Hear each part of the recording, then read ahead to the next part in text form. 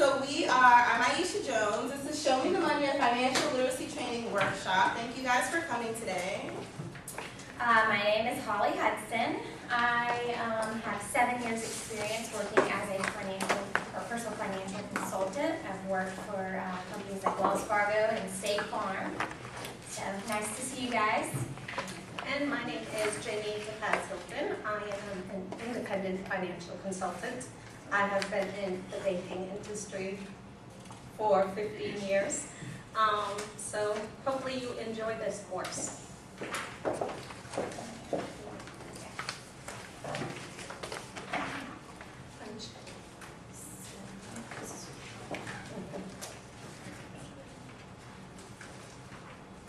Okay, so we're going to quickly go over we did a few surveys to kind of get a good populated bit of information from students, students who have already graduated and previous or soon-to-be employers. And we found, based on these surveys, that 60% of surveyed companies believe that credit is a determining factor when hiring applicants. And that 80% of students surveyed felt their financial future was extremely important. And 100% of potential employers require workshops, financial workshops to talk about retirement, 401ks, and different financial aspects like that. Sorry, I don't know this. Yeah,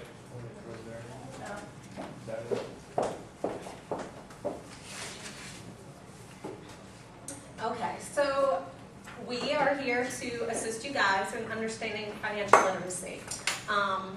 Our vision statement is financial solvency begins with financial literacy. To afford a peace of mind in the future, one must invest in the present.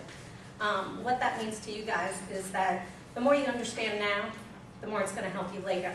So as a college student, you're going to end up owing more in college loans when you graduate than you're actually going to make in a whole year.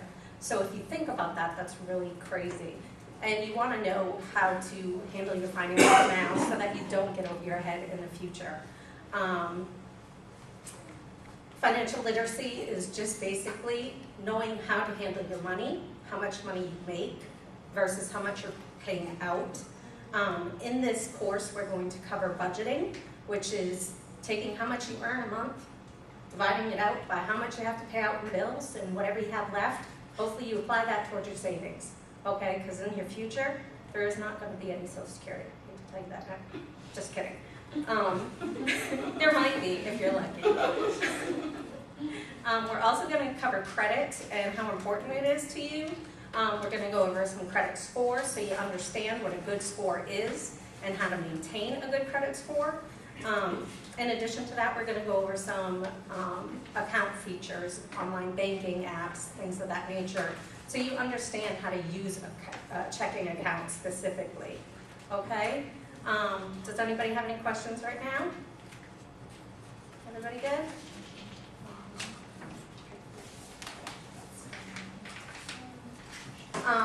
The goals and objectives for this course is as outlined. We're going to define financial literacy, which is just how you manage your money versus what you're making. We're going to introduce some banking products, including online banking apps that you will find convenient to use, that you can use anywhere. Everybody's on the go, especially as college students. So your phone is always in your hand. You'll be able to maintain that account. A lot of those online banking applications provide budgeting tools. We will go through that also with you. We're going to actively involve you through some icebreakers and some fun activities, so hopefully you'll like them. We're going to cover again the credit, why credit rating is so important, and make sure you understand how finances work before you leave this workshop. Okay, so to get ready for our very first icebreaker, I'm going to ask everyone to stand up, and I will give you the directions. So what we're going to do is, it's going to be called Fill in My Financial Alphabet. So if you guys kind of want to, you can fill in this space right here. It's going to be a really quick icebreaker. Well, depending on how fast you guys work. So basically what we're going to do is we're going to use the alphabet, and we are going to make it our financial alphabet. And so I'm going to start, and I will start with something that starts with the letter A that is related to finances, and we're going to go around. We're going to go to our right. Everybody's gonna go around, and when you get to your letter, you have to say something regarding finance. It could be money, it could be a building, it could be anything, but you just have to follow the alphabet and so stuff. Everybody ready? So A, we'll do it from the board, account. Banking. Credit. You're Steve. Yeah. Cost. Deposits. What? Equity. Equity. E. Finance. That's good. Home. Income?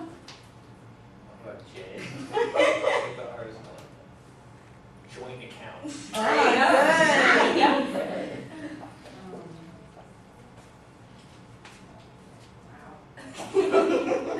Okay. Kiting, check kiting. Oh, yeah, okay. Um, Hiding. Loans. You have it? Negative balance. Negative balance. Outstanding balance. Principal. Quarter.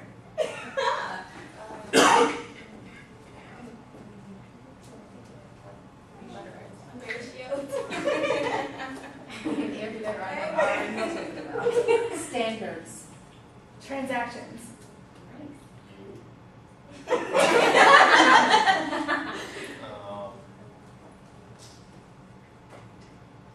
What?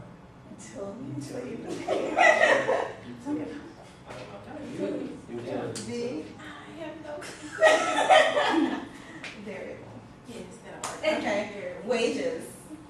X, I don't know. Yeah, good luck. Yeah, I tried XYZ, I couldn't find anything. Yeah. So I have X-ray that one. Yield, you can use yield. Yield. Yields. And Zero. something you can buy. Zero. Zero balance. All right, thank you guys so much. So the point of that activity is to give you guys different words that are related to financial literacy. You kind of have your brains working now based on what we're kind of talking about. I'm sorry, Mayor. They apologize for that.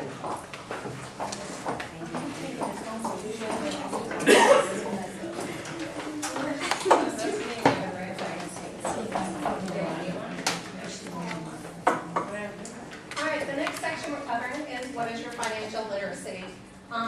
Like I discussed in the intro, it's understanding how to spend your income responsibly. You never want to overspend. Some of the letters that would use negative balance, not good. Check kiting, I heard somebody say they didn't understand what that was. That means you're writing a check off your checking account when the funds are not available. You're sending that check out hoping that your deposit will come in first. No, that's illegal. It's called check kiting. So now you know what it is. It's the ability to use your knowledge about managing your money to earn and pay your bills on time each month. Understanding financial literacy will help you pay off those loans more quickly, those student loans that are coming due. Find a bank that caters to particular needs that you're looking for. Some banks are better known for their home mortgages. Other banks are better known for their accounts. And it's also going to teach you about your credit because if you have bad credit, you're not going to get that home loan. You won't get that car loan. And unfortunately, if you go into default, meaning you're not paying your bills, student loans could be affected also. So that could affect your future in school. And as we said on the first slide, 60% of employers will actually look at your credit when looking to hire you in a position. So if you have poor credit, you're not going to get that $100,000 a year job. That means that I don't have to have a credit card if I have credit, right? Like to have credit, you don't have to have a credit card, do you? Credit entails many different things. It's not necessarily just having a credit card. Your credit is a bank account. If you go negative, that can hurt your credit. So it could be a loan that you take out. Say you had to borrow $1,500 to cover your student loan books. Your student books for school. Credit entails a lot of different things. It's not necessarily a credit card, which is a revolving line. Thank you. You're welcome.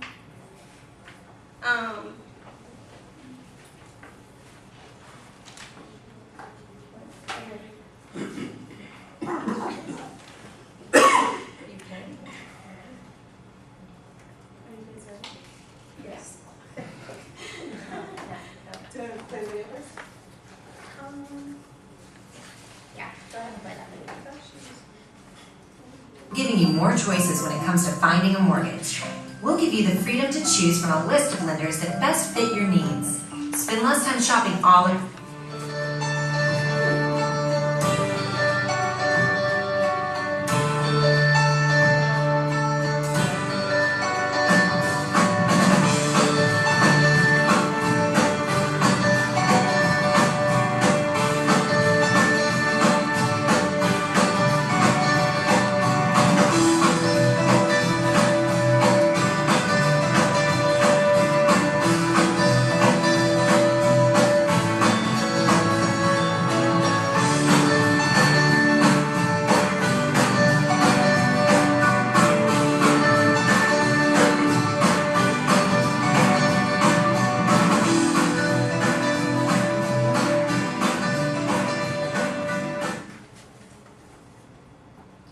Okay, so now we're going to talk about how to manage your personal accounts.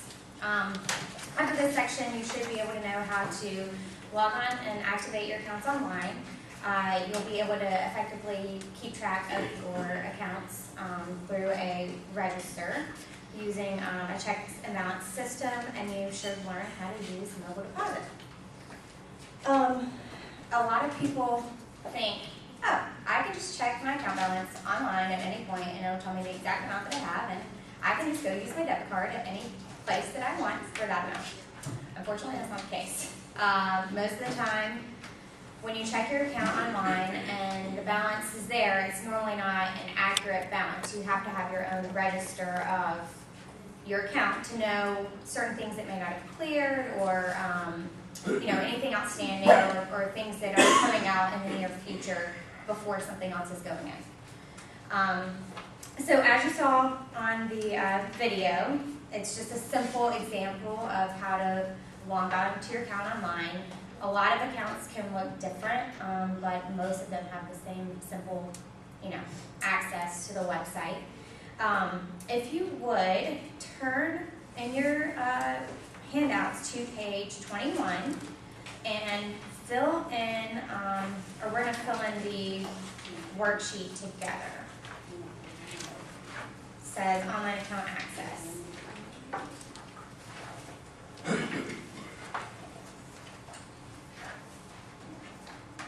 So does anyone know why it's important to make sure that your bank's website begins with a yes? It means that the website is secure, Absolutely. and you're putting in personal information, so you want to make sure it's a secure site. Exactly. You don't want to put your account information on an unknown website and have someone in Australia take your information. That happened to me. It was very fantastic when I got a phone call from my credit card company that said, hey, are you in Australia right now? Because your card's being used there. Nope. I was here in Georgia with my card.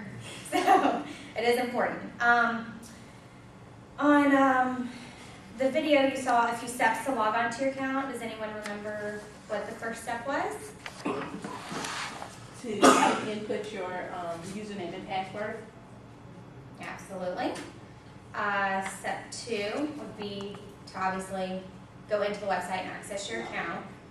And then step 3, if there's any issues, who you would get in touch with. What were 3 ways in the video that you could have or get help if you had trouble accessing the account? Phone call. Yeah. Sometimes my internet doesn't work really well, so I guess if I don't have internet. No, you could you could have, if you keep a registry of your account and it's up to date, then you could obviously use that and know what's going on in your account. But most of the time, you'll have access to the website. Okay. Let me just add that banks also send you bank statements every month that have the basic,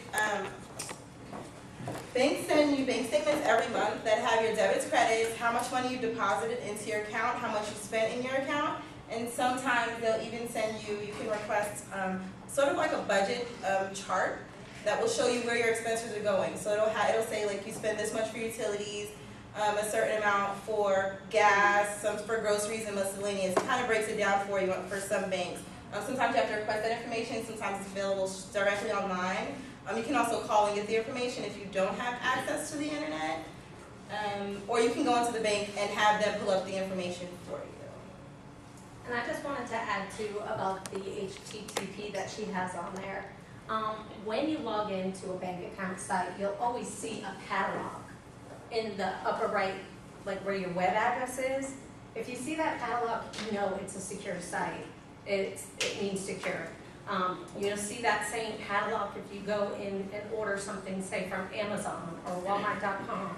The catalog is there as a security measure. So always when you log into your online banking, make sure that you see that catalog, because there's a lot of people, bad people out there, that do phishing programs. And what that means is they're trying to get you to go to their website to put your bank information in, and it's not your bank. So make sure you always see that catalog before you access your account. And that's also correct for any other website where you're putting in your personal information or bank information. I believe even Facebook has a secure login. We're going to move on to mobile deposits. So just to give you an idea of what mobile deposit is. I'm so sorry.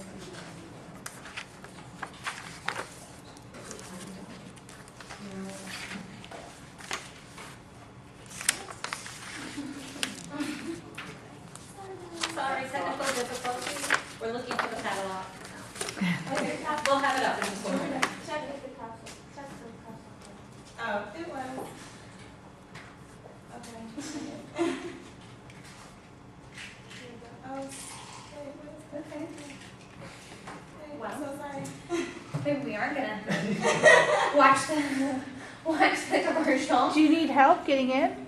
I don't know. Well, I'm not. Can you right click the hyperlink and copy and paste it into the bar? Yeah. Oh, that doesn't allow. Right outside of the Yeah, you have to go out. slideshow. Hit escape. Okay, now try. No, yeah, Yeah, first control. and then just press open hyperlink, see if that works. Oh, there you go. Contact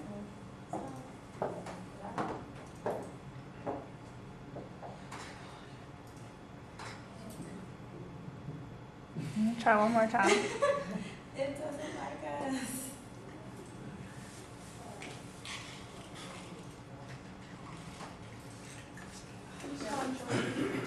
You know what?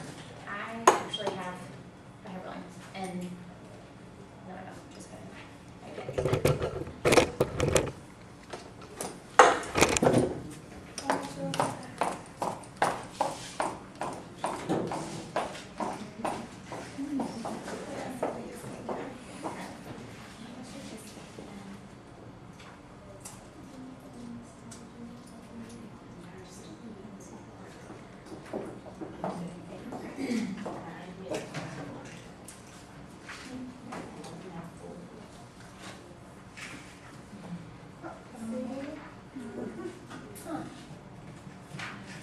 Well, it worked. Yeah. Alright. Welcome to the first presentation. Alright, so if you can find it here. Yes. But That's all right.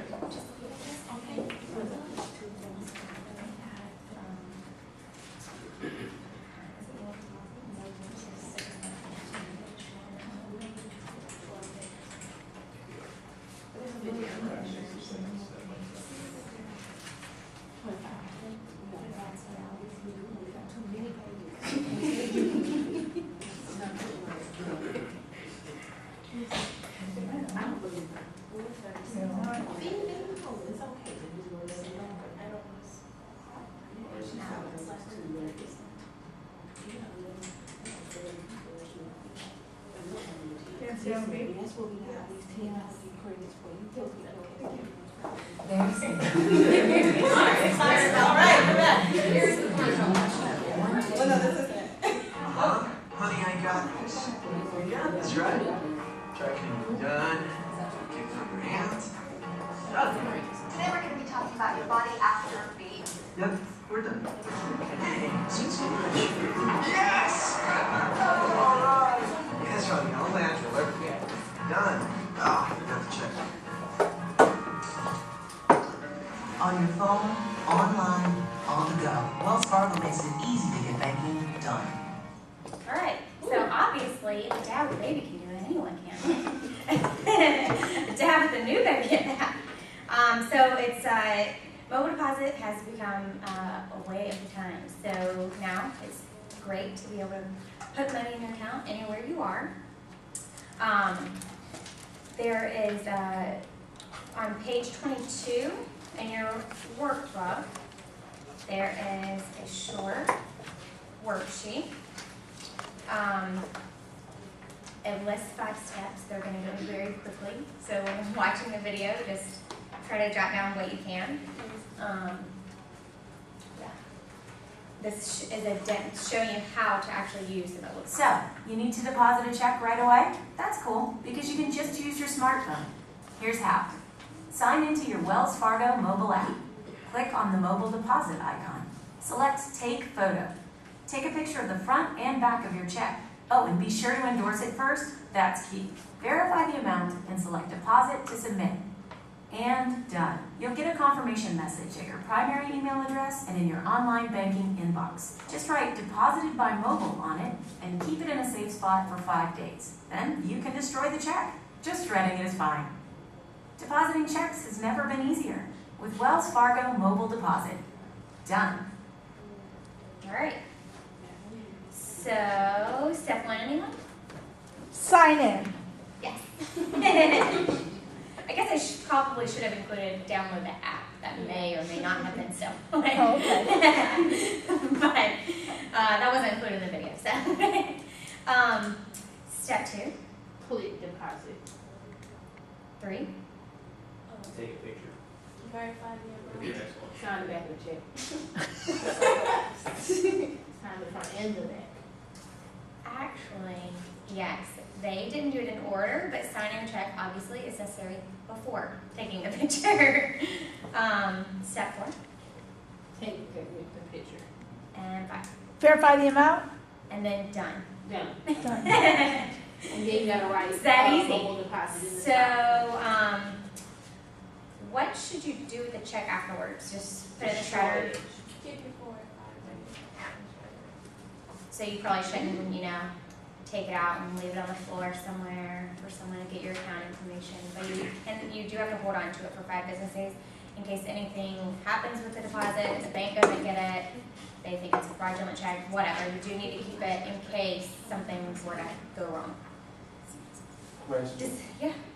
do you need to copy that in your register? Or the bank is going to keep up with it for you? Sorry, what?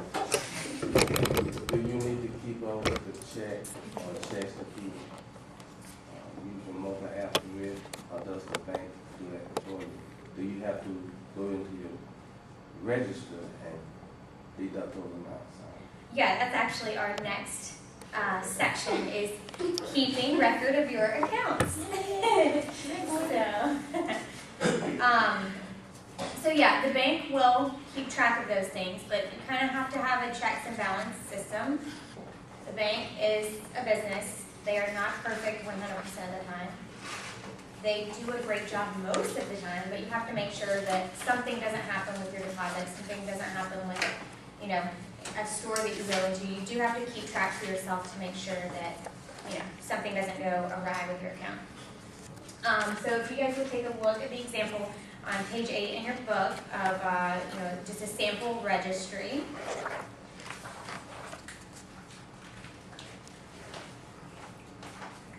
So you'll notice, at the top it says date, description, decreasing, increasing, which are, withdrawals or deposits or,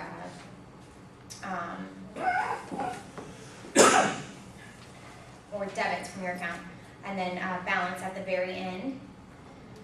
So it's important to file it in chronological order so you can get an accurate statement of, how much you have in your account at that time. And then the description is really for you to keep up with where you were spending your money and know which debit or deposit goes with, you know, which description.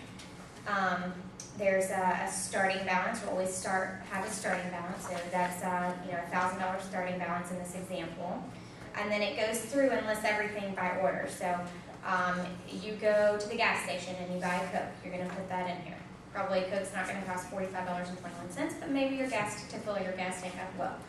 And then next it lists a deposit of $100. So mom and dad gave you $100. They told you to go buy books. Instead, you may or may not have gone elsewhere and bought clothing or whatever else. And then, you know, it just goes down the line, just listing each and every deposit and debit from your account so that you can get to the end and have an ending balance. Again, your bank does keep up with this for you. Obviously, that's how they know how much is in your account and how much they can give you when you go in. But you need to keep up with it as well to make sure that you're not overspending and you know, end up using your card when the money isn't in there. Also, there's a list of recommended apps in your appendix at the back of your handout. I believe it is page 23. And these are apps that you can use to actually help keep up with your accounts.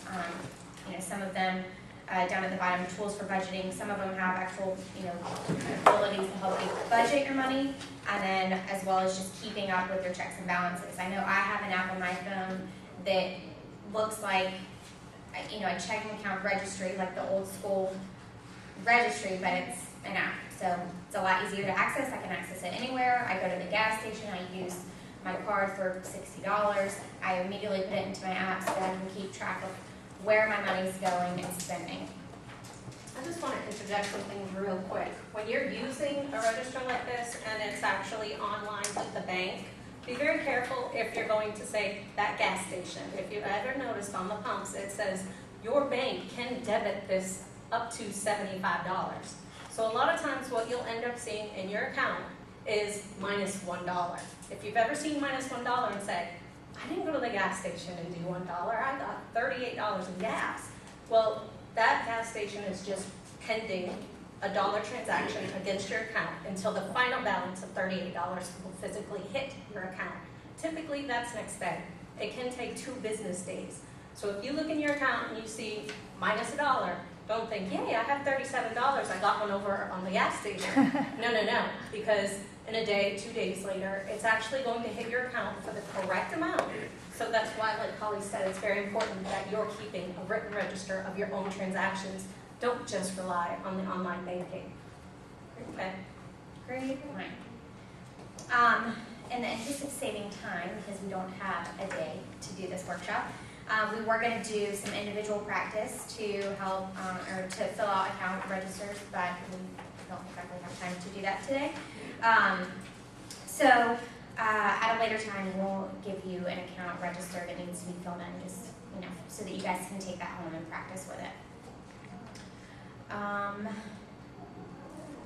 Do you guys have questions? Do y'all feel comfortable with taking care of your account now? Yes. Why does Equifax and TransUnion and the other credit reporting have different ways of reporting your scores? We can address that in the credit section. Okay? We'll be doing that after our next icebreaker. So let's take a little break and do an icebreaker. And the next icebreaker is charades. So I'm gonna have you guys pick topics, and I'm gonna have, well, who wants to volunteer? I need 3 volunteers. Come on over. You guys are gonna grab a topic out of the envelope. If you guys don't volunteer, I'm gonna choose one person from each group. I like the gentleman in the front. I like the gentleman in front too, so come on up. See us how he had the biggest Yeah, laugh. you I like can him. open it. And I'll go ahead and grab you guys another marker. Thanks so much for volunteering. Here you go. Good luck. I'm horrible at this game. Here you guys go. Let me get you another marker. For drawing? Well, you guys can use the board if you like. You cannot talk. Isn't that Pictionary? Well, we'll call it charade dictionary. Hey, we make the rules in our workshop, so.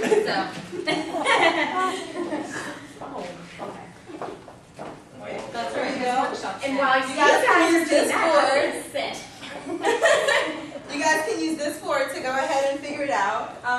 We'll go. Who wants to go first? So, Wanna go first? so we're gonna guess, right? Yeah. So everybody here is gonna guess what their charade article is.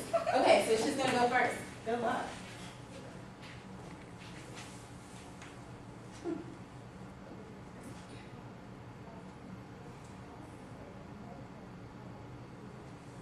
Nickel.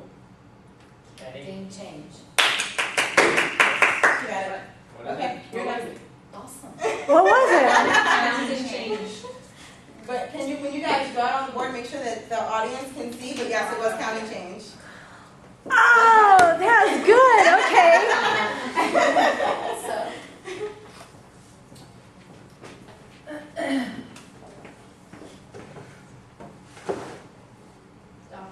Money.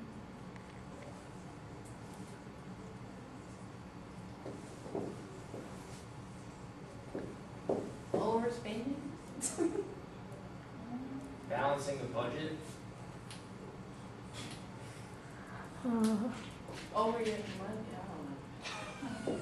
Sending money to a friend using PayPal. Western Union. Transfer. Ah, transferring money. very good. That is good. Alright. Big. That's Should awesome. be like. Yeah, you guys are good. Thank you. Thank you. Do you want to pick another? No. Did you get J again? Did you get J and U? They had a Z. Little Q.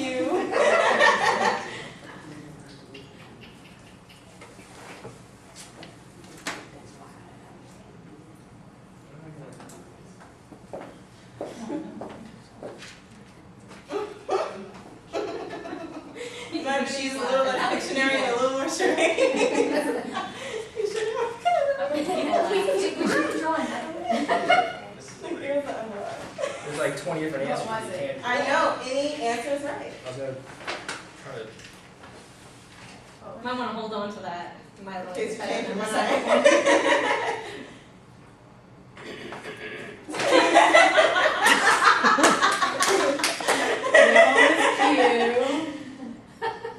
That was Jay in Japanese. Okay, I'll do this one.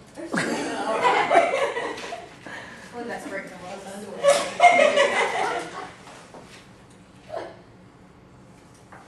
Check. Writing a check. Good. Thank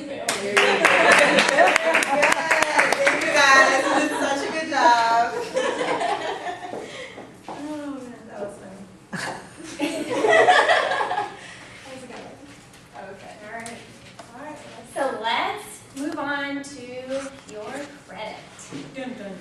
Well, I was shopping for a new car, which one's me? A cool convertible or an SUV? Too bad I didn't know my credit was whack, cause now I'm driving off the lot in a used subcompact FREE, that spells free, creditreport.com, baby. Saw their ads on my TV, thought about going but was too lazy. Now instead of looking fly and rolling fat, my legs are sticking to the vinyl and my posse's getting laughed at. FREE, that spells free, creditreport.com, baby. Offer applies to enrollment and trip advantage. All right.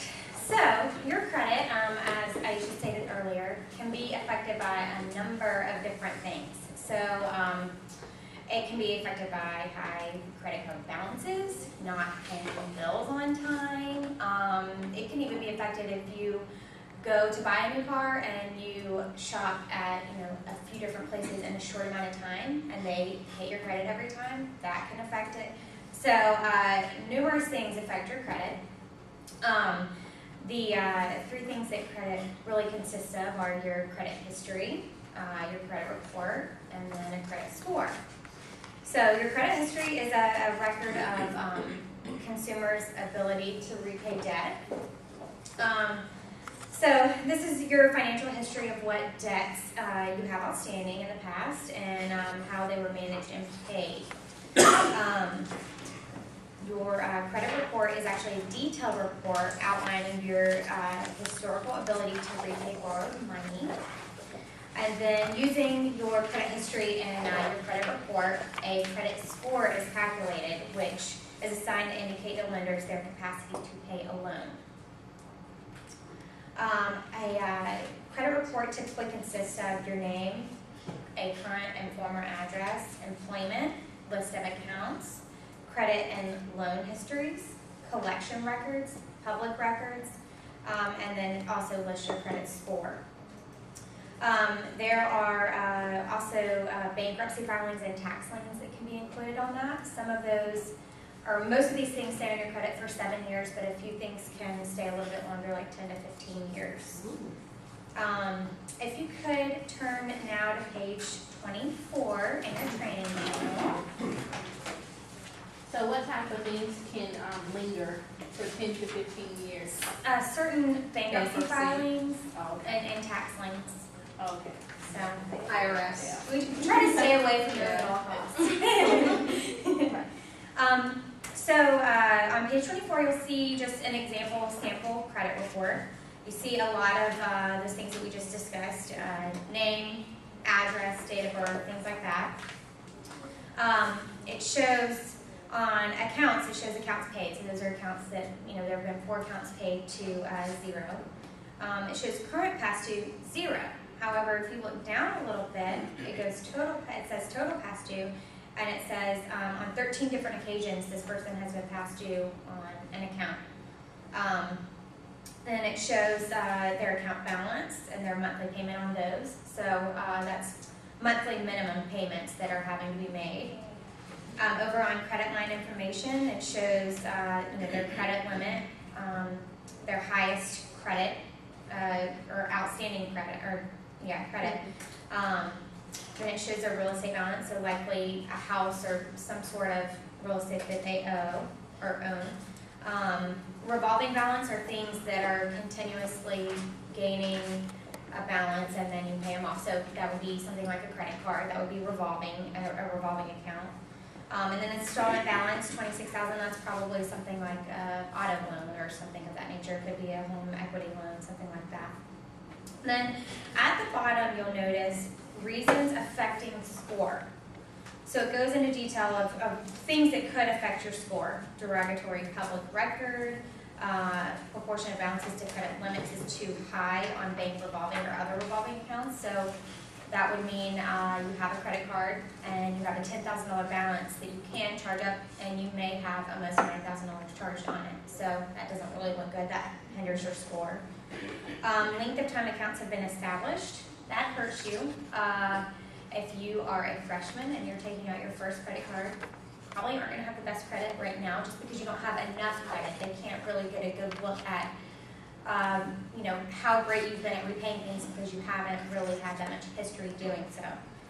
And then time since delinquency is too recent or unknown, meaning that since they were past due on their account, that was probably within the past few months. So that's basically a sample credit report that you guys can just get an idea of what you could expect to find when you were to look yours up.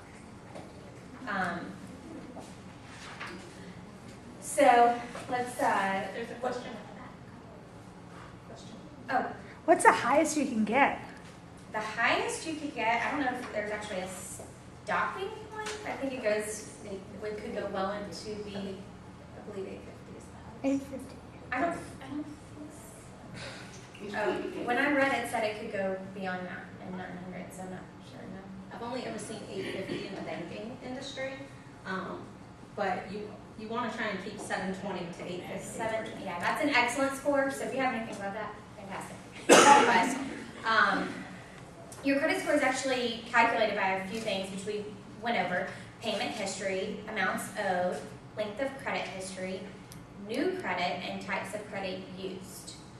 And like we were just discussing, your credit score. So if you were anywhere below 580, that is, or 500, that is very, very poor, 500 to 580, very poor.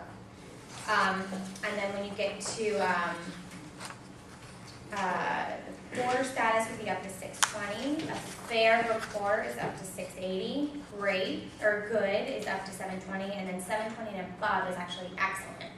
Obviously, we would all strive to be in the excellent status, but you know, just starting off, you probably won't be there just now.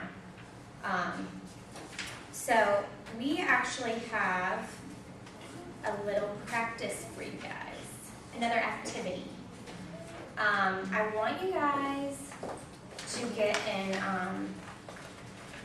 okay, you guys can be in a group, you guys, and then you guys can be in a group. I want one of you to move, and then you to join one of those groups, okay? So we're actually gonna pass out. Yeah. Did you get that? You guys can stay, you two, if you move back with Dr. Hall, and then you three. Or down to Oh, three. three and Yeah. Yes, 2 groups of 3 and 1 group of 2. Oh. Alright. To each group. So one of each group. Okay, so I'm giving you 3 different sample credit reports. Now, as a college student, Holly was talking about credit. You guys will probably not be given a credit card being a college student because you have not proven yourselves able to have one yet. What happens is it's a secure credit card that you guys will probably need to apply for. Yeah, we know we were not the Holly, yes. And what that means is if you have $500, you give it to the bank will hold that $500. They'll give you a credit card worth $500, and they hold your money in case you default. And that helps build your credit up. So if you're Will looking. you guys move away from them so they can't, you guys can't hear each other discussing? Sorry. Yeah, we want your cheat code close. Yeah, because this guy is dangerous with a pen on the board. Melinda, you got to call me. Okay, you guys have 3 sample credit reports. The actual scores on these reports have been whited out, so you cannot see them. They only have 2. Oh, really? Oh, I'm so sorry. No, should I just put them?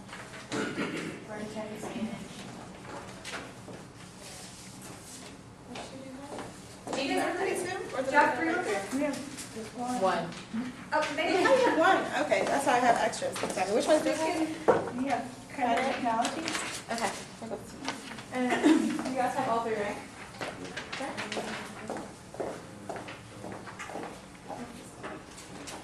Okay, so all of the credit scores have been whited out. We want you guys to, amongst yourselves, try to figure out, one of them is in the excellent standing, one of them is in the average rating, and one of them is in the poor to very poor. So try to look at the credit report and try to figure out which one is which. And you can just put the numbers on top of the page. 1 being excellent and 3 being poor. They don't have any credit. That might be the bad thing about that. What is yours?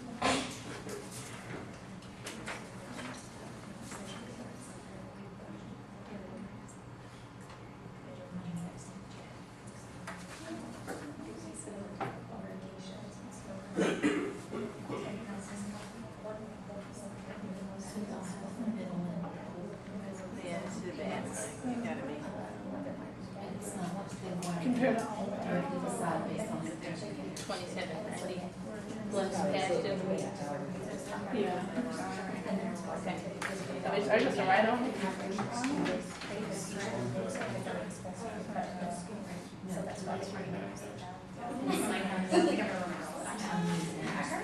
Yeah, I think I heard you.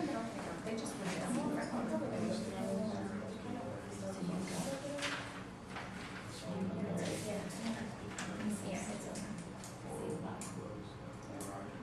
Anyone close? Yeah, we're done. You're done? You guys? All right. Give you maybe another minute. They don't have. No, I mean, They got some stuff out there.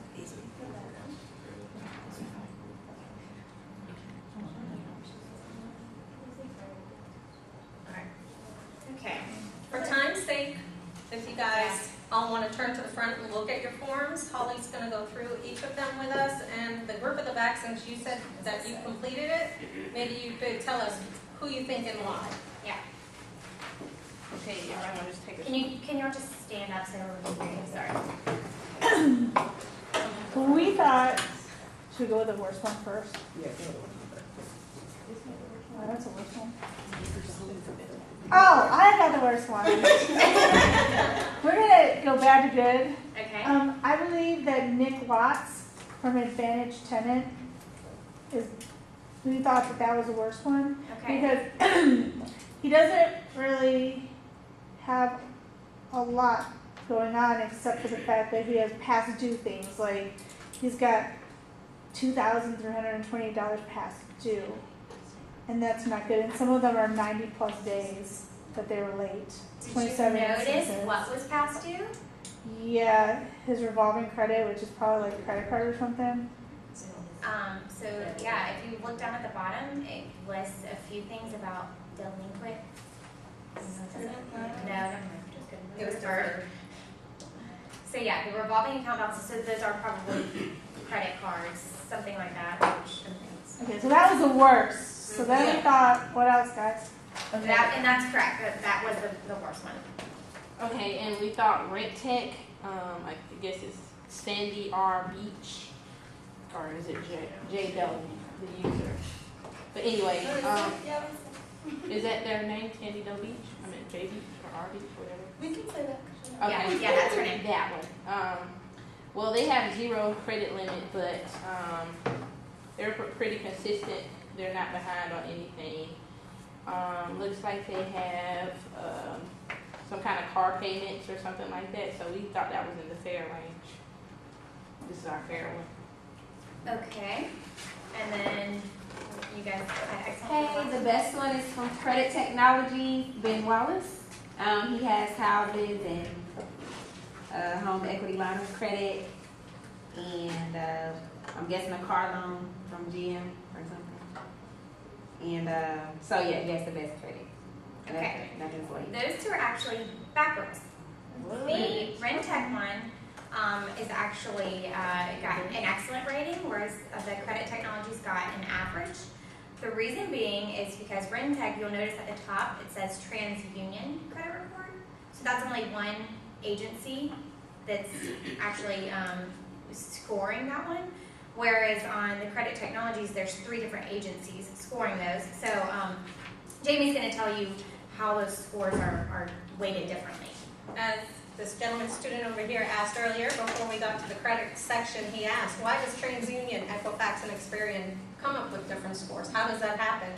It's based on, they weigh things differently.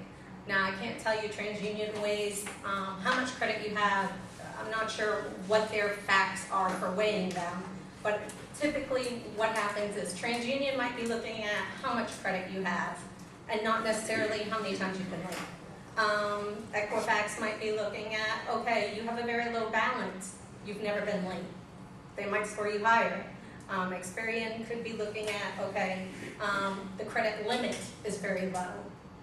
So they just weigh it differently, and that's why a lot of times you're gonna get these 3 companies valued together and then take the middle range score. Okay, especially if you're going for home loans. They typically do that. They don't typically just use one over the other. They take the middle one. So what they do is you have your 3 scores, they drop the lowest, they drop the highest, they take the middle. They consider that fair. Any questions? Nope. All right, great. So we are going to get to a shorter section of this workshop, and this is called budgeting. So as students, as freshmen, you guys may not have been in control of your own finances at all or for very long. For the majority of you, I'm assuming your parents kind of just gave you money. Some of you may not have had jobs. And because of that, we just are kind of going to go through what you have to do with your budget now. Your income, your student loan debt. As a loan counselor, I've had to counsel students on like what to do with your refund check. You know, you get all this money for tuition, where does it go? Where should you budget it at? And so we're just going to kind of go through first things of how to understand what a budget is and how to also save when you're on a budget in varying ways. the first thing we're gonna talk about is automatic savings. We're not gonna pull up a video, but it's very quick. If you log into a Wells Fargo account, as you can see, they have like accounts, bill pay transfer, just all these different types of settings. If you go to transfers, they have your savings and checking account or various accounts that you can have open on your account. And you can select an amount to account and select whether it's going to be a schedule for it. So if it's going to be monthly, weekly, bi-weekly, the last day of the month, you can kind of choose that option to make sure that you are saving something from your income. Okay, so let's talk about, we'll kind of go through, I'm sorry. Okay, can you put that? Okay, good, here we go. This is expenses versus income. So based on some research, the average student only makes about $1,000 a month. So you kind of have to figure out, you have to pay rent, you have to pay for food, you have to pay a car loan if you have that, student loans, all those different types of things. They have to come out of this very, very, very, very, very small budget. But if you live, you may have roommates, things like that, just try to cut your budget so that you're spending within your means and not over your means. So with this student budget we have here, they're paying about $500 for rent, which is standard in Georgia. Their auto loan is about $200, and that's not even for a good car. Student loans have been deferred at this moment, so you're not making any payments on those. And miscellaneous expenses, including savings, is about $300. But those miscellaneous expenses include utilities, food, going out, buying books, all those things are kind of are included in here. And for graduates, they make roughly, these are college graduates, make roughly about $4,200 a month, in which rent is usually higher because they usually own homes and have families, they usually have better cars, and they're certainly paying off student loans. Can you guys see this number here? It's $800 a month. That is the average repayment price for student loans per month once you graduate. Sometimes they're higher, sometimes they're lower, just based on how much you've taken out. The average student will have well over $50,000 by the time they graduate in debt. And then their miscellaneous expenses and savings. And the best way to start a savings account is to do the automatic savings that we just spoke about. You can do it where every time you get paid, you take $20 out of your paycheck, and it goes straight into your savings account. At the end of the year, you have a nice amount of change that you can put towards paying off extreme debt and things like that. Now, well, first, really quickly, I want to talk about school loans. As a counselor, I've had to deal with a lot of students who come in and they say to me, okay, well, I've taken out $100,000 in student loans, but because they were deferred and because interest was so high because their credit wasn't good, they now have $150,000 in loans. And they're kind of just trying to figure out where that comes from and how to go about paying that. If you have the option to pay your student loans off, to start paying them off while you're in school instead of deferring them, that is a very good option. It improves your credit. It shows that you have a really good payment history, and it'll lower the amount of interest that goes on your loans at the end. Does anybody have any questions about that? Okay.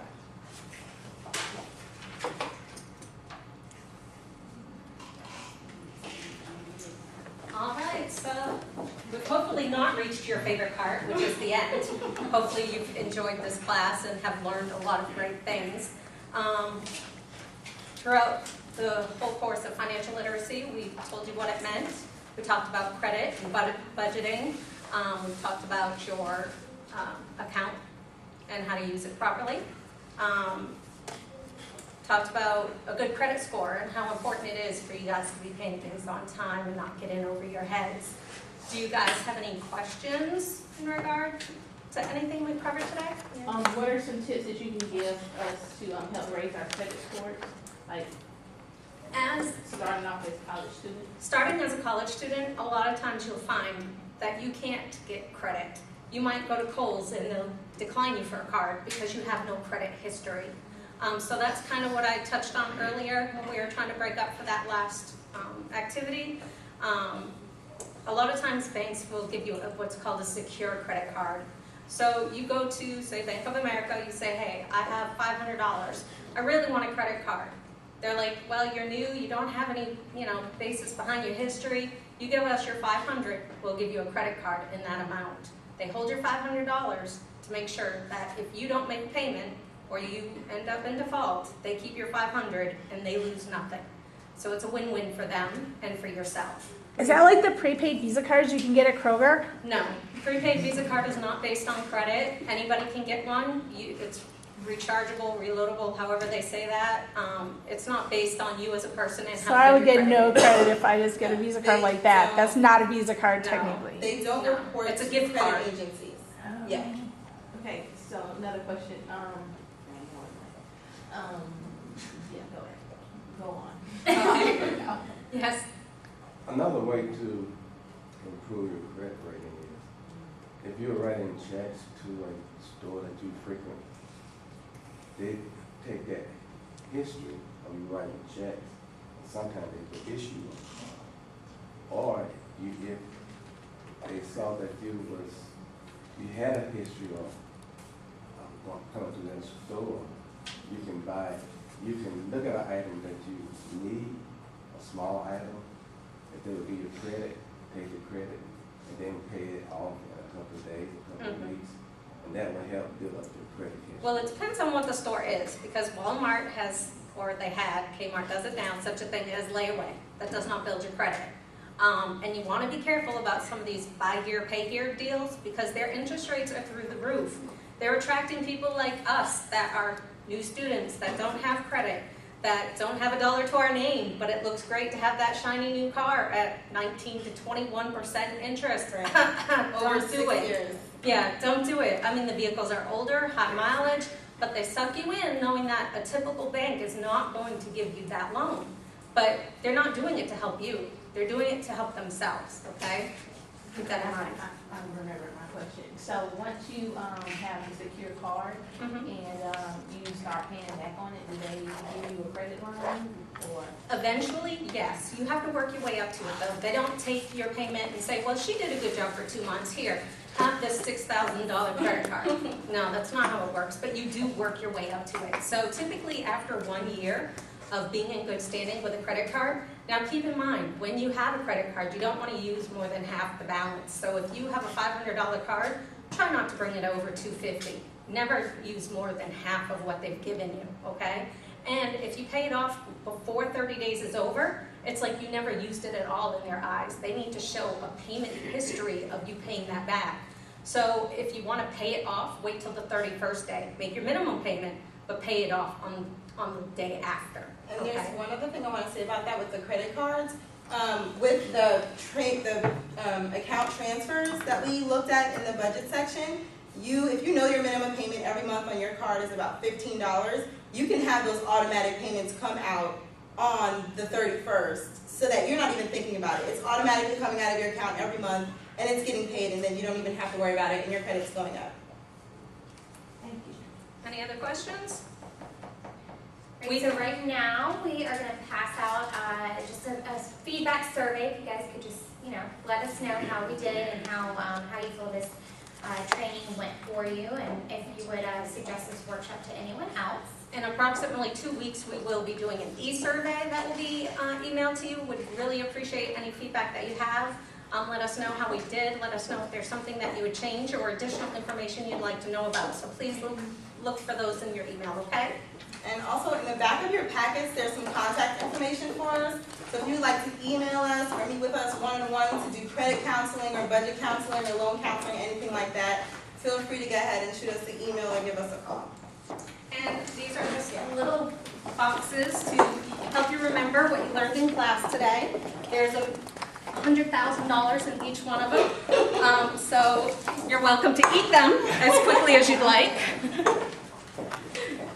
All right, thank you.